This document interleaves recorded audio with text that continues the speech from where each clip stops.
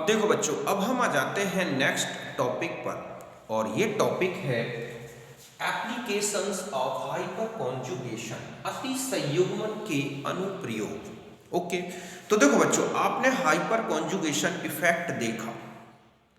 इस इफेक्ट में मॉलिक्यूल हो या रेडिकल हो, उसके डिफरेंट रेजोनेटिंग स्ट्रक्चर्स बनते हैं।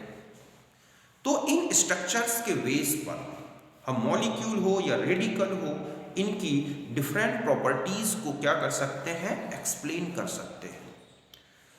तो इन प्रॉपर्टीज के एक्सप्लेनेशन के बेस पर हाइपर कॉन्जुगेशन के डिफरेंट एप्लीकेशंस हैं।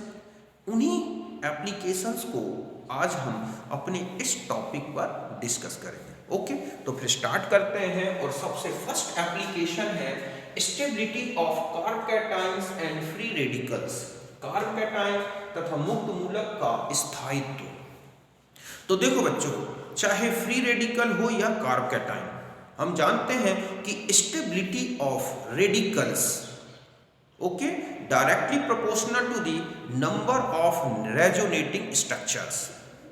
समझ गए बच्चों कि चाहे मुक्त मूलक हो और चाहे कार्बकैटायन हो, इनका जो स्थायित्व है वो रेजोनेटिंग स्ट्रक्चर्स अनुनादी रूपों की संख्या के समानुपाती होता है। समझ गए बच्चों कि चाहे कोई भी कार्बकैटायन हो या कोई भी फ्री रेडिकल हो, उसके जितने ज्यादा रेजोनेटिंग स्ट्रक्चर्स बनेंगे वो उतना ही ज्यादा स्टेबल होगा। और number of resonating structure okay कि number of resonating structures directly proportional to the number of alpha CH bonds in radical और फ्री कार्बकैटायन। समझ गए ना कि जितने ज्यादा कार्बकैटायन में या फ्री रेडिकल में नंबर ऑफ जो है अल्फा CH बॉन्ड्स होंगे, उस ग्रुप के मींस रेडिकल के या कार्बकैटायन के उतने ही ज्यादा क्या बनेंगे बच्चों, रेजोनेटिंग स्ट्रक्चर। और रेजोनेटिंग स्ट्रक्चर बढ़ेंगे तो स्टेबिलिटी बढ़ेगी। तो यही हमने लिखा है यहाँ कि greater the number of alpha CH groups okay attached to the positively charged carbon or free radical, ठीक है, carbon, greater the hyperconjugative structures and more stable the कार्बकैटायन। समझ गए बच्चों कि धनावेशित कार्बन या मुक्त मूलक कार्बन में जितने अधिक अल्फा CH समूह संलग्न होंगे, उतने ही अधिक अति संयुग्मित रूप बनेंगे, जिससे कार्बकैटायन का स्थायित्व अधिक होगा। तो यहां पर हमने लिखा है कि स्टेबिलिटी ऑफ कार्बकैटायन ऑफ, ठीक है, और free radical directly proportional to the number of alpha CH groups.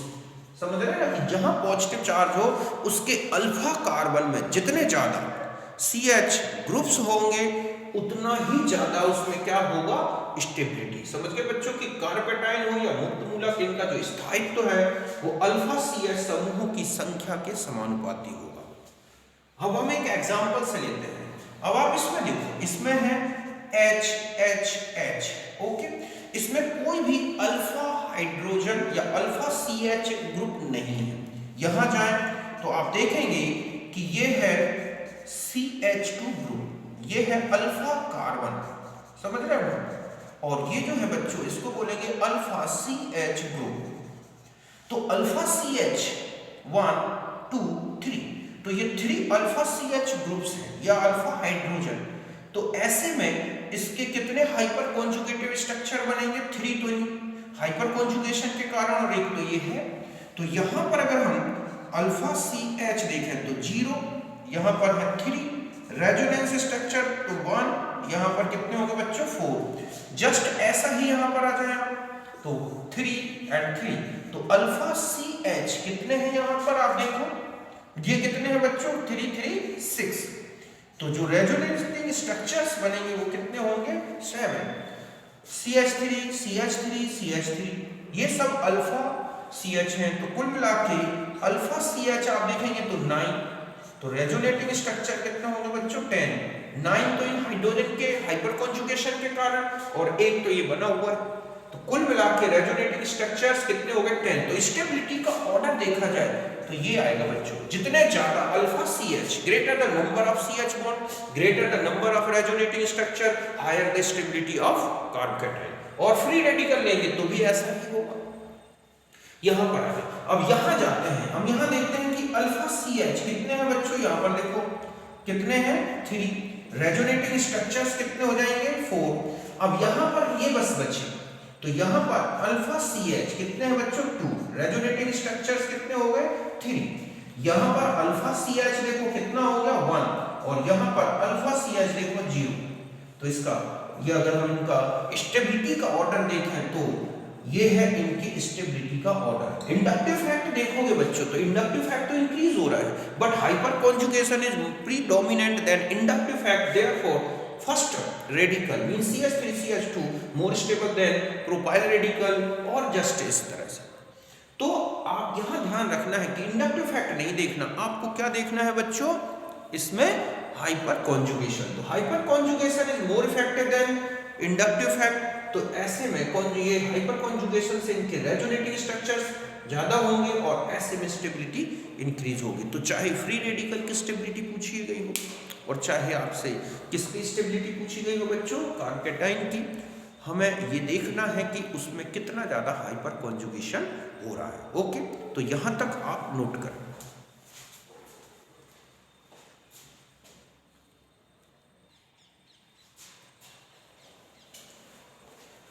अब देखो बच्चों नेक्स्ट है सेकंड एप्लीकेशन है और वो है ortho para effect of alkyl group.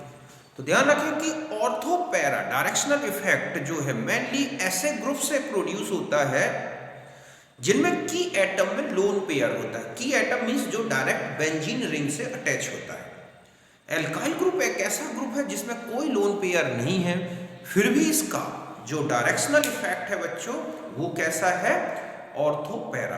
तो ortho para directional effect of alkyl group explained on the basis of hyper conjugation.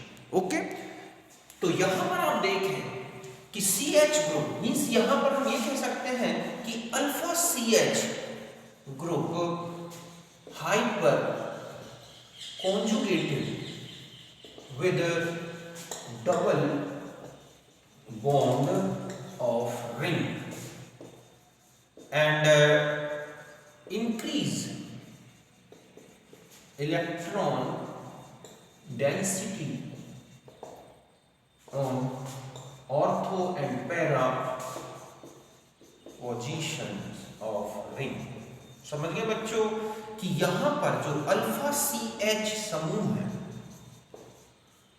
वह है वलय के साथ अति संयुग्मन करता है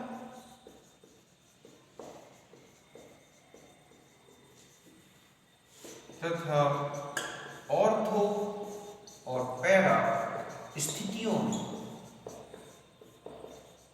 इलेक्ट्रॉन घनत्व बढ़ा देता है। ओके, कि alpha CH group hyper conjugated with double bond, आप देख रहे हैं कि यहां एक कार्बन है एक ये है, तो यहां ये है अल्फा कार्बन। ओके, और ये कौन सा है बच्चों अल्फा CH ग्रुप। तो alpha CH group hyper conjugated with double bond of ring, therefore CH bond pair electron pair shifted toward double bond and increases the electron density in ortho position and also para position and so ortho para directional effect। Okay, तो देखो हम यहां इसको देखें, ये है हमारे पास टालोइन या मिथाइल बेंजीन। तो यहां पर 1 2 3 ऐसे हाइड्रोजन या बॉन्ड हैं जो इस डबल बॉन्ड के साथ हाइपर कॉन्जुगेशन, ये यहां तो यहां शिफ्ट हो। तो फर्स्ट जो इसका फर्स्ट हाइपर कॉन्जुगेटिव स्ट्रक्चर है वो ये है। ओके, यहां पर ये और यहां नेगेटिव चार्ज आ गया, जस्ट ऐसा ही यहां पर जब H, तो यहां पर ये बॉन्ड यहां शिफ्ट होगा तो यहां इलेक्ट्रॉन डेंसिटी इंक्रीज होगी। नेक्स्ट इसका जो हाइपर कॉन्जुगेटिव स्ट्रक्चर है देखो बच्चों वो ये है, यहां प्लस तो अभी रहेगा क्योंकि पाई बॉन्ड से ये जो है बॉन्डेड रहता है, और ये है यहाँ पर। तो आप देख रहे हैं कि जो CH ग्रुप है वो हाइपर कॉन्जुगेशन के कारण ऑर्थो, पैरा, फिर ऑर्थो, इन पोजीशंस पे इलेक्ट्रॉन डेंसिटी इंक्रीज करता है और ऑर्थो पैरा डायरेक्शनल इफेक्ट आता है। समझ गए बच्चों कि ये बंद यहाँ शिफ्ट हुआ तो यहाँ इलेक्ट्रॉन घनत्व बढ़ गया, यहाँ बढ़ गया, ये तो ये इसका ऑर्थो पैरादैसिक प्रभाव है, ऑर्थो पैरा डायरेक्शनल इफेक्ट। अब हम यहाँ देखें कि यहाँ CH3 ओके, फिर आप यहाँ पर CH2 CH3 ले लें, फिर आ जाए आगे CH CH3 CH3 and last में आप यहाँ आ जाए CH3 CH3। ये तो यहाँ पर आप देख रहे हैं कि अल्फा CH कितने हैं 3, यहाँ अल्फा CH कितने हैं बच्चों 2, अल्फा CH कितने हैं बच्चों 1 और अल्फा CH कितने हैं 0। तो ortho para directional effect order देखेंगे तो ये ऑर्डर आएगा कि अल्फा CH ग्रुप जैसे जैसे डिक्रीज हो रहे हैं, आप देख रहे हैं कि ortho para directional effect decrease होता है। तो इनमें इलेक्ट्रोफिलिक सब्स्टिट्यूशन जो ऑर्डर है, रिएक्टिविटी ऑर्डर, कौन सा रिएक्टिविटी ऑर्डर, वो भी यही होगा कि इसमें सबसे फास्ट इलेक्ट्रोफिलिक सब्स्टिट्यूशन होगा, maximum ortho para directional effect है, फिर इसमें डिक्रीज होगा और डिक्रीज। तो ये ऑर्थो पैरा डायरेक्शनल इफेक्ट का भी एक्सप्लेनेशन करता है एल्काइल ग्रुप के लिए, कौन हाइपर कॉन्जुगेशन। तो ये भी इसका एक एप्लीकेशन है, तो आप इसे नोट करें।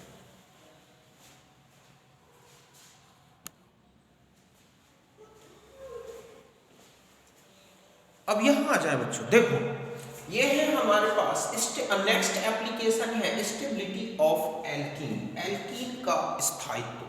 तो stability of alkene directly proportional to the hyperconjugative structures. Okay, कि एल्कीन के जितने ज्यादा हाइपर कॉन्जुगेटिव स्ट्रक्चर्स होंगे एल्कीन उतना ही ज्यादा स्टेबल होगा। ओके, समझिए बच्चों कि एल्कीन का स्थायित्व समानुपाती है अति संयुग्मित संरचना सूत्रों की संख्या। अब यहां आ जाए, यह है CH2 डबल बॉन्ड CH2, इसमें अल्फा CH कितने हैं बच्चों 0, RS कितना होगा 1। यहां पर आप देखिए ये है हमारे पास 3 अल्फा CH, तो कितने हैं 3, RS कितने हो जाएंगे बच्चों यहाँ पर 4।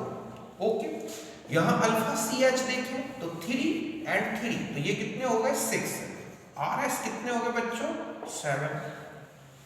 यहाँ पर अल्फा CH देखो बच्चों कितने हैं 6, RS कितने होंगे यहाँ पर 7। यहाँ पर भी कितना है देखो आप, अल्फा CH कितने हैं 6, RS कितने होंगे बच्चों इसके 7। अब यहाँ तो आपको समझ में आ रहा है कि स्टेबिलिटी में इससे ज्यादा स्टेबल ये एल्कीन है, क्योंकि more number of alpha CH greater the stability of alkene, so then CH2 से ज्यादा स्टेबल क्या है प्रोपीन। अब यहाँ आ जाए, यहाँ number of alpha CH same है। अब आप देखें 6 यहाँ पे भी है, 6 यहाँ, 6 यहाँ। अब कैसे कंपेयर करें, तो यहाँ से देखें कि रेजोनेटिंग स्ट्रक्चर भी सेम है, बट यहाँ ये कौन से फॉर्म में दिख रहा है बच्चों एल्कीन सिस, ये कौन सी एल्कीन है ट्रांस। तो stability also depend on the steric hindrance in groups. ठीक है, ये ग्रुप्स आप देख रहे हैं आमने सामने है, लार्ज ग्रुप, स्टेरिक हिंड्रेंस ज्यादा है। यहाँ पर देखें तो ग्रुप अपोजिट साइड आ गए, स्टेरिक हिंड्रेंस कम है। तो trans alkene more stable than cis alkene, चाहे उसमें अल्फा CH क्यों ना सेम हो। अब आता है कि यहाँ पर आ जाए, तो यहाँ ध्यान रखें कि जब हाइपर कॉन्जुगेशन होगा बच्चों, तो इसमें ये जो नेगेटिव चार्ज, देखो यहाँ पर नेगेटिव चार्ज, अगर हम इसका हाइपर कॉन्जुगेटिव स्ट्रक्चर देखें तो CH2H प्लस डबल बॉन्ड, यहाँ H डबल बॉन्ड C और यहाँ H और यहाँ जाए तो ये बॉन्ड यहाँ शिफ्ट हुआ बच्चों, तो यहाँ नेगेटिव चार्ज आएगा और यहाँ क्या है CH3। यही हुआ ना कि CH2 डबल बॉन्ड CH, फिर ये बॉन्ड यहाँ शिफ्ट हुआ तो यहाँ नेगेटिव चार्ज और ये आ गया CH3। ओके, इसका हाइपर कॉन्जुगेटिव स्ट्रक्चर देखो बच्चों क्या बनेगा, यहाँ पर हम H प्लस आ जाएगा, फिर यहाँ डबल बॉन्ड, यहाँ CH3 और यहाँ जाए तो ये बॉन्ड शिफ्ट हुआ तो हमारे पास ये बन गया नेगेटिव चार्ज। ओके, तो आप यहाँ देख रहे हैं कि यहाँ पर हाइपर कॉन्जुगेशन हो रहा है तो नेगेटिव चार्ज सेकेंडरी कार्बन में आ रहा है, यहाँ पर हाइपर कॉन्जुगेशन हो रहा है तो नेगेटिव चार्ज किसमें आ रहा है बच्चों, प्राइमरी कार्बन में।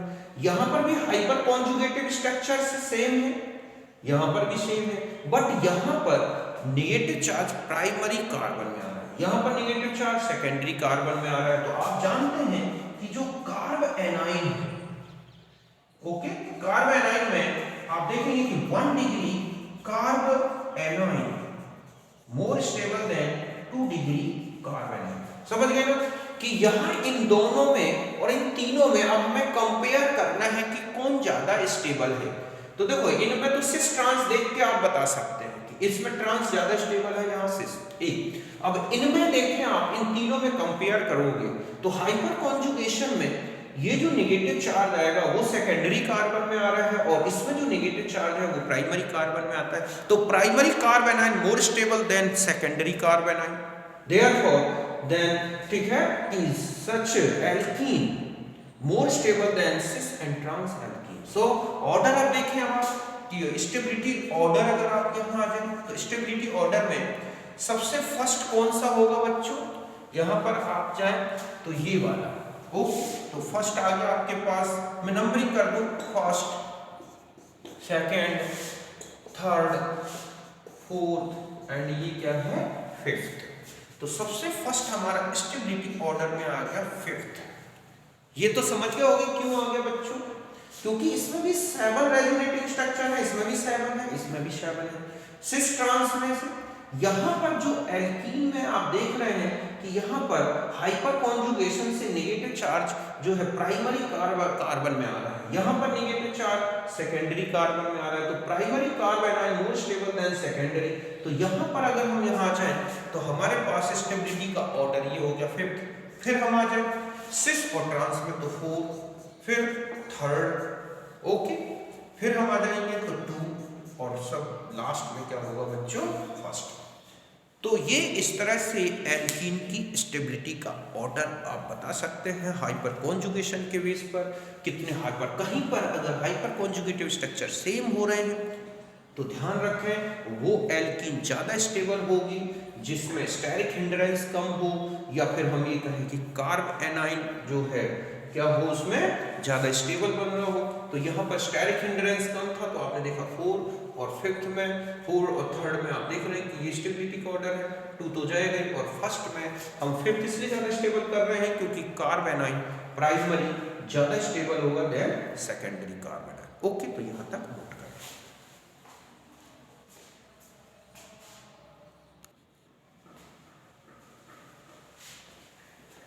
अब देखो बच्चों नेक्स्ट एप्लीकेशन में आ जाए, bond length of double bond in alkene.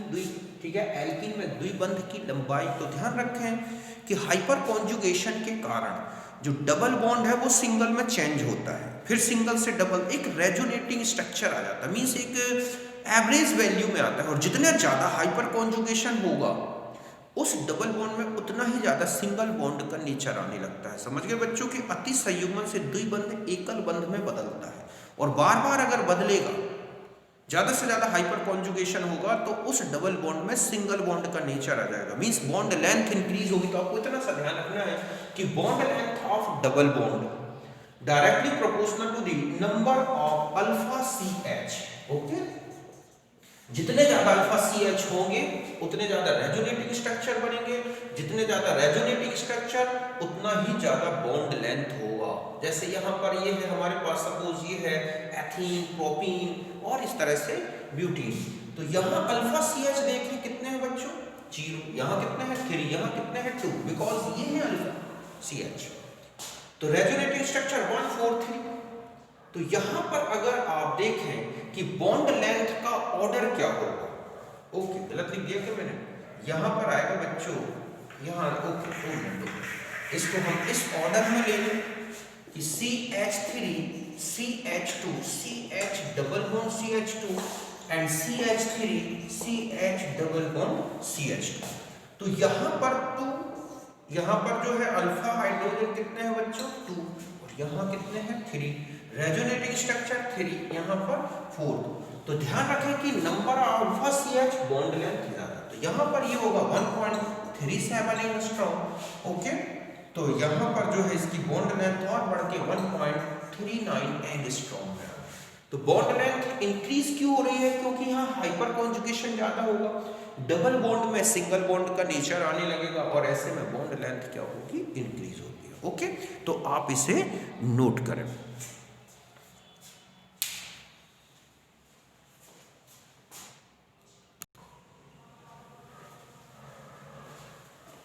अब देखो बच्चों, नेक्स्ट एप्लीकेशन में आते हैं और वो है हाइड्रोजनेशन एंथैल्पी, हाइड्रोजनीकरण एंथैल्पी। ओके, तो यहां ध्यान रखना है कि हाइड्रोजनीकरण enthalpy direct inversely proportional to the number of CH bond, means more CH bond more resonating structure, more stability of alkene. तो स्टेबिलिटी ऑफ एल्कीन ज्यादा होगी तो ध्यान रखें हाइड्रोजनेशन एंथैल्पी कम हो जाती है। तो यहां पर हाइड्रोजनेशन एंथैल्पी आप देख रहे हैं inversely proportional to the stability of alkene, और जितने ज्यादा अल्फा CH बॉन्ड होंगे उतना ही कम हाइड्रोजन एंथैल्पी होगा। फॉर सपोज ये है CH2 double bond CH2 H2 give CH3, तो हाइड्रोजनीकरण एंथैल्पी है 32.8 किलो कैलोरी पर मोल।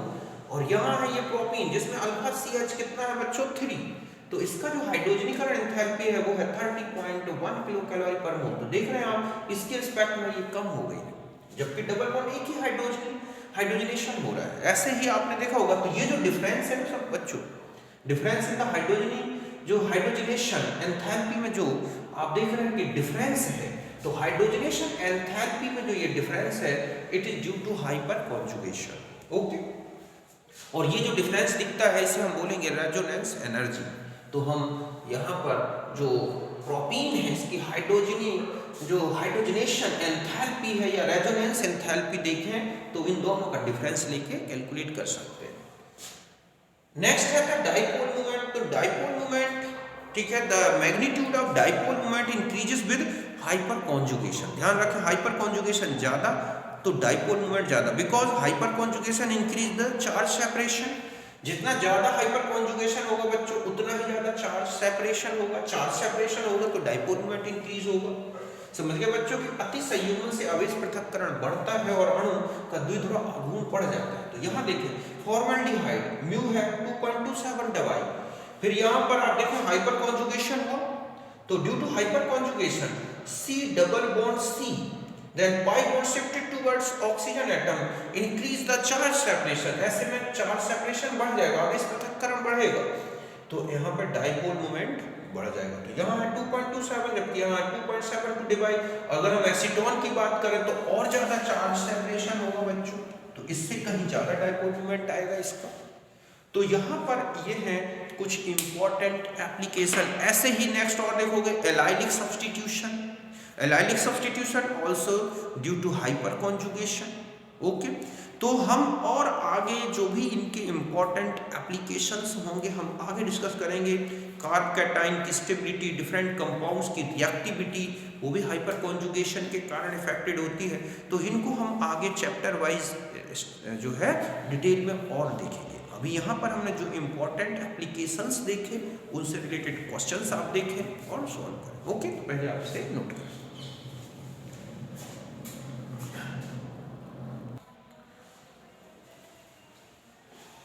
अब देखो बच्चों, अब हम आ जाते हैं नेक्स्ट है हमारे पास electromeric effect.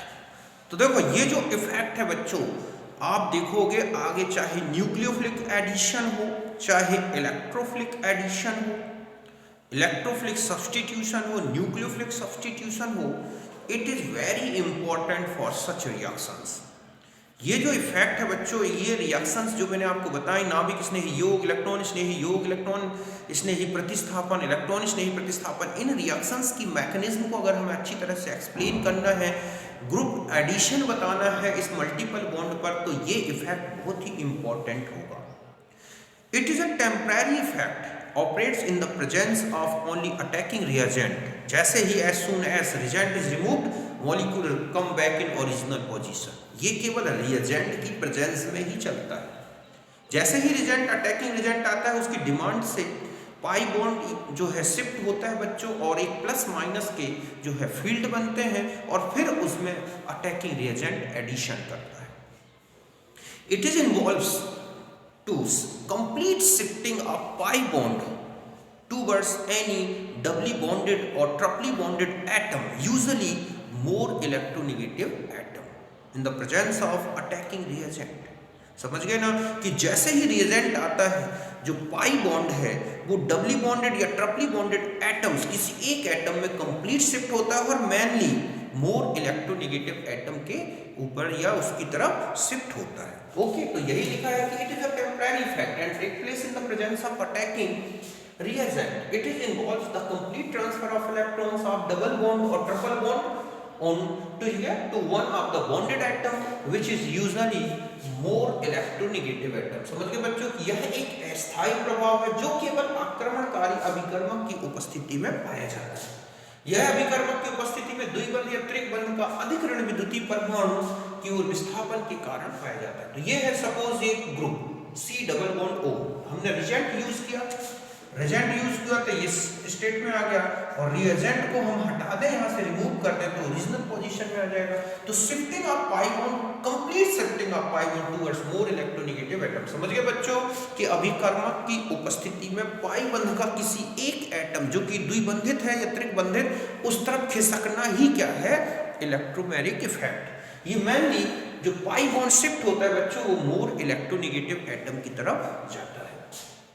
As soon as the reagent is removed, the molecule come back into its original position. जैसे ही हमने reagent हटाया, जो reagent है या molecule है सॉरी, वो अपनी प्रारंभिक या इनिशियल स्टेट में वापस आता है. ओके, तो यहां तक नोट कर लें.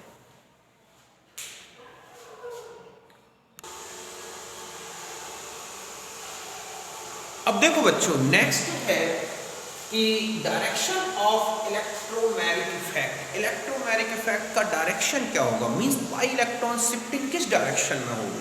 तो ध्यान रखें, पहला पॉइंट है कि दोनों atom, both atom which are bonded by multiple bond are same electronegative atoms.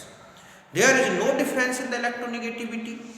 Okay, then electron pair shifted any atom. ध्यान रखें कि जब डबल बॉन्ड या मल्टीपल बॉन्ड से दोनों ग्रुप बिल्कुल सेम इलेक्ट्रोनेगेटिव जुड़े हों, तो पाई बॉन्ड की जो शिफ्टिंग है वो किसी भी एटम की साइड में हो सकती है. And in case identical group और atoms are linked to the multiple bond, pi electron pair में शिफ्ट इन आइदर डायरेक्शन. समझ गए बच्चों कि यूं बंध से समान परमाणु जुड़े हों तो बंध किसी भी परमाणु की तरफ विस्थापित होगा. जैसे देखो CH2 डबल बॉन्ड CH2, सो इलेक्ट्रॉन शिफ्टेड, ऐसा भी हो सकती है शिफ्टिंग यू, और ऐसा ग्रुप बनेगा पोलर, या फिर ऐसे भी हो सकती है. क्यों? क्योंकि दोनों ग्रुप आइडेंटिकल हैं, दोनों एटम आइडेंटिकल हैं. Suppose CH3 CH CH and CH3, तो यहाँ पर शिफ्टिंग देखो आप, चाहे ऐसा हो जाए चाहे यू, तो हम एक ऐसा भी लिख सकते हैं यू, और दूसरा ग्रुप ऐसा भी हो सकता है बच्चों. क्यों? क्योंकि ये आइडेंटिकल ग्रुप है, सेम ग्रुप है, तो पाई बॉन्ड की शिफ्टिंग आप कैसे भी शो कर सकते हैं. ओके, नेक्स्ट आता है कि in case there is no difference in the electronegativity of atoms linked to the multiple bond. ठीक है, मतलब ऐसे ग्रुप जिनमें दो मल्टीपल बॉन्ड से जुड़े हुए एटम्स की इलेक्ट्रोनेगेटिविटी तो सेम है, but electron shifting is decided by the inductive effect of, ठीक है, अनदर ग्रुप. तो इस मल्टीपल बॉन्ड से जो एक और ग्रुप बॉन्डेड है, ये सेम मल्टी जो है आइडेंटिकल ग्रुप्स नहीं है, लेकिन एटम इलेक्ट्रोनेगेटिविटी में सेम है. तो ध्यान रखें कि जो पाई बॉन्ड की शिफ्टिंग है वो इंडक्टिव इफेक्ट से डिटरमाइन होगी. यहाँ पॉजिटिव इंडक्टिव इफेक्ट दिख रहा है, तो समझ गए बच्चों कि यदि द्विबंध पर परमाणु की ऋण विद्युतों में अंतर ना हो तो बंध का विस्थापन प्रेरणिक प्रभाव की दिशा से निर्धारित होगा. मींस आइडेंटिकल ग्रुप्स अटैच ना हो मल्टीपल बॉन्ड से, देन ध्यान रखें कि जो पाई बॉन्ड की शिफ्टिंग है वो इंडक्टिव इफेक्ट से डिटरमाइन होगी. पॉजिटिव इंडक्टिव इफेक्ट आता है तो इसकी डायरेक्शन ये है, तो पाई बॉन्ड भी उसी डायरेक्शन में शिफ्ट होगा. मींस पॉजिटिव इंडक्टिव इफेक्ट का डायरेक्शन है तो इलेक्ट्रॉन शिफ्टिंग का भी वही डायरेक्शन है. यहाँ ऑलवेज पॉजिटिव चार्ज आएगा तो यहाँ नेगेटिव चार्ज आएगा, ध्यान रखें. नेक्स्ट ऐसा ही है CH2 double bond CH single bond CHO. तो CHO का माइनस आई इफेक्ट है, तो पाई बॉन्ड भी उसी डायरेक्शन में शिफ्ट होगा जिस डायरेक्शन में आप देख रहे हैं माइनस आई इफेक्ट है. तो ध्यान रखो कि प्लस इफेक्ट हो या minus I effect, electron shifting हमेशा इन्हीं दोनों इफेक्ट के डायरेक्शन में ही होगा। तो यहां पर पॉजिटिव चार्ज और यहां क्या आएगा बच्चों, negative charge, such as CH2CH NO2, then molecule polarized in such a way when NO2, ठीक है, माइनस आई इफेक्ट है तो यहाँ निगेटिव यहाँ पॉजिटिव। तो ये ध्यान रखना है, इट इज माइंड इट कि इंडक्टिव इफेक्ट का डायरेक्शन जो है उसी डायरेक्शन में पाई बॉन्ड शिफ्ट होते हैं, चाहे वो माइनस हो चाहे प्लस हो। माइनस है तो माइनस की तरफ ही जाएगा इलेक्ट्रॉन, लेकिन प्लस है तो प्लस पुश करता है इलेक्ट्रॉन पेयर को और इस तरह से पोलराइज्ड करता है मॉलिक्यूल। ओके, यहां तक नोट।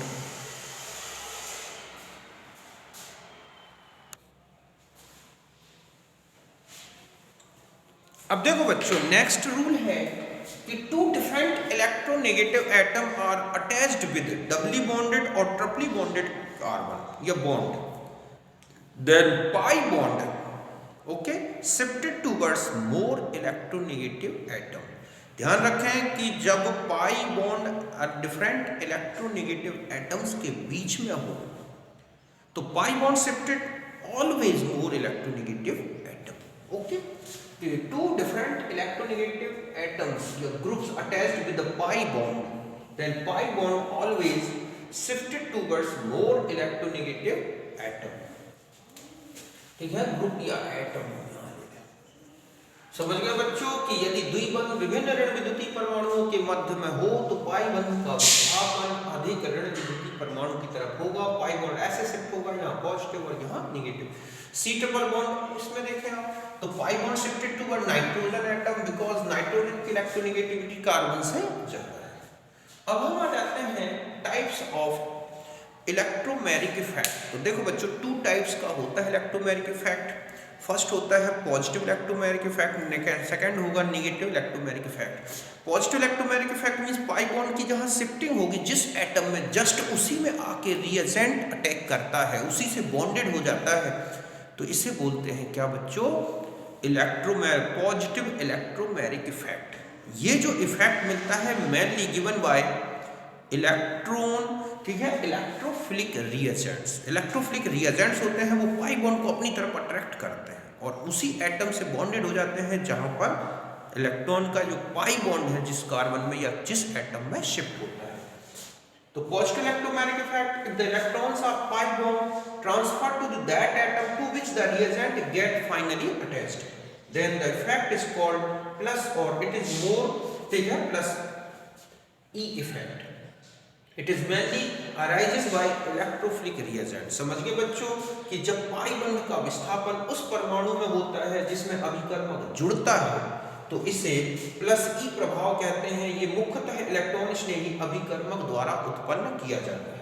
जैसे ये पाई बॉन्ड है, इलेक्ट्रोफिलिक रिएजेंट ये आ जाए, यहाँ सपोज CH3 बॉन्डेड है, ओके, तो पाई बॉन्ड की शिफ्टिंग ऐसे होगी तो यहाँ रिएजेंट इस पर अटैक करेगा और आप देखते हैं कि एक कार्ब कैटायन का क्या होगा बच्चों, फॉर्मेशन होगा इस तरह से, और ये जो है रिएजेंट फाइनली उसी पे अटैच हो जाता है जहां पर इलेक्ट्रॉन, पाई इलेक्ट्रॉन जो है शिफ्ट हुआ है। तो पाई इलेक्ट्रॉन शिफ्ट हो जिस कार्बन में या जिस एटम में उसी पर रिएजेंट अटैच होता है तो हम इसे बोलते हैं प्लस ई इफेक्ट। ओके, तो इसे नोट करें।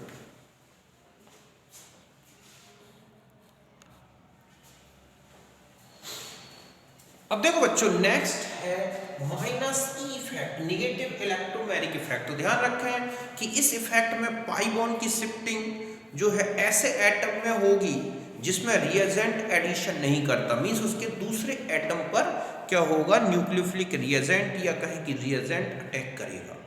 ये मेनली न्यूक्लियोफिलिक रिएजेंट द्वारा प्रोड्यूस किया जाता है। तो if the electron of pi bond transfer to the N atom other than the one to which the reagent finally attached. समझ गए बच्चों कि ऐसे एटम पे ट्रांसफर होगा जिसमें जो रिएजेंट है वो अटैच नहीं करेगा, अटैक नहीं करता, then it is called minus E effect, mainly given by nucleophilic reagent. Okay, देखो इस एग्जांपल से मैं आपको एक्सप्लेन कर दूंगा। समझ गए बच्चों कि जब पाई बंध का विस्थापन ऐसे हो कि उसमें आके उस एटम में रिएजेंट अटैक ना करे। जब पाई बंध का विस्थापन ऐसे परमाणु में होता है जिसमें अभिकर्मक योग नहीं करता तो इसे माइनस ई फैक्ट बोलते हैं। सपोज ये है सी डबल बॉन्ड ओ, यहाँ है न्यूक्लियोफिलिक रिएजेंट, तो ये पाई बॉन्ड यहाँ शिफ्ट हुआ, ट्रांसफर हुआ, तो रिएजेंट इस एटम पर अटैक करेगा जिसमें पाई बॉन्ड की शिफ्टिंग नहीं हुई, मींस इस तरह से एक एनाइन बन जाएगा। तो इसे हम बोलेंगे क्या बच्चों, माइनस ई इफेक्ट। ऐसा इफेक्ट जिसमें पाई बॉन्ड ऐसे शिफ्ट हो कि उस कार्बन पर चार्ज आ जाए, सॉरी उस कार्बन या उस एटम पे न्यूक्लियोफाइल अटैक करे जिसमें पाई बॉन्ड की शिफ्टिंग नहीं हुई हो, तो हम इसे बोलते हैं माइनस ई इफेक्ट। ये मेनली न्यूक्लियोफिलिक जो रिएजेंट होते हैं बच्चों उनमें प्रोड्यूस होता है। Okay, nucleophilic addition, nucleophilic substitution, इस तरह की जो रिएक्शंस होंगी आप देखोगे उनमें ये इफेक्ट मिलेगा। तो अब आपसे मैंने यहाँ पर जो मैंने आपको बताया कि पाई बॉन्ड कैसे शिफ्ट करना है, जो रूल्स हैं उनके बेस पर आपको पाई बॉन्ड की शिफ्टिंग देखनी है। कुछ सारा एग्जाम्पल देखो, जैसे ये लिखा है CH3 double bond CH, okay, और यहाँ है CH2 CH3। अब यहाँ पाई बॉन्ड की शिफ्टिंग आपसे डिसाइड करनी हो तो कैसे डिसाइड करेंगे, तो यहाँ पर देखो आप जो 3 अल्फा CH है और यहाँ पर 2 अल्फा CH है, ओके, तो पाई बॉन्ड की शिफ्टिंग ऐसे डायरेक्शन में जाएगी बच्चों, और यहाँ निगेटिव और यहाँ पर पॉजिटिव। क्यों? क्योंकि यहाँ से इलेक्ट्रॉन की जो पेयर शिफ्टिंग है वो बार बार हाइपर कॉन्जुगेशन के कारण यहाँ पर जो है पाई बॉन्ड ये शिफ्टिंग डायरेक्शन शो करेगा, तो यहाँ पर ये कंडीशन है। Okay, CH3 CH double bond CH CHO, तो पाई बॉन्ड की शिफ्टिंग कैसे होगी बच्चों, इस डायरेक्शन में, तो यहाँ पाई बॉन्ड की शिफ्टिंग होगी तो CH3 CH plus CH minus CHO। Ring में जाए, रिंग में यहाँ पर CH3 बॉन्डेड है और यहाँ कोई इलेक्ट्रोफाइल आए तो ध्यान रखें पाई बॉन्ड की शिफ्टिंग ऐसे होगी और यहाँ पर इलेक्ट्रोफाइल अटैक करेगा, या हम ये कहें पहले इस तरह से कि यहाँ निगेटिव चार्ज और फिर इसके बाद इलेक्ट्रोफिलिक का अटैक होगा। ग्रुप NO2 जैसा या ऐसा ग्रुप जुड़ा हो जिसका इंडक्टिव इफेक्ट माइनस हो, माइनस Mg हो, और यहाँ पर अब आप इलेक्ट्रोफाइल ऐड करेंगे तो ध्यान रखें कि पाई बॉन्ड की शिफ्टिंग कैसे होगी, तो यहाँ पर अटैक तो हो नहीं सकता, तो पाई बॉन्ड की शिफ्टिंग ऐसे होगी बच्चों, ये माइनस और यहाँ पर जो है पॉजिटिव चार्ज आएगा ऐसे। तो ऐसे तो हमें बहुत सारी रिएक्शंस आगे देखेंगे, उनको डिस्कस करेंगे। बस आपसे ये ध्यान रखना है कि पाई बॉन्ड की शिफ्टिंग के जो मैंने रूल्स आपको बताए हैं उन रूल्स को अच्छी तरह से फॉलो करना है, फिर आप किसी भी न्यूक्लियोफिलिक, इलेक्ट्रोफिलिक, सब्स्टिट्यूशन, एडिशन, कोई भी रिएक्शंस हैं आप बहुत इजी गोइंग उनको बता सकते हैं। ओके, तो यहाँ तक हमारे इलेक्ट्रॉनिक इफेक्ट्स हो गए, डिस्प्लेसमेंट से रिलेटेड पॉइंट्स हो गए बच्चों। अब हम नेक्स्ट लेंगे aromaticity and anti aromaticity. Okay, तो फिर नेक्स्ट वीडियो में मिलते हैं, तब तक के लिए बाय, नमस्कार, thank you for watching. Okay.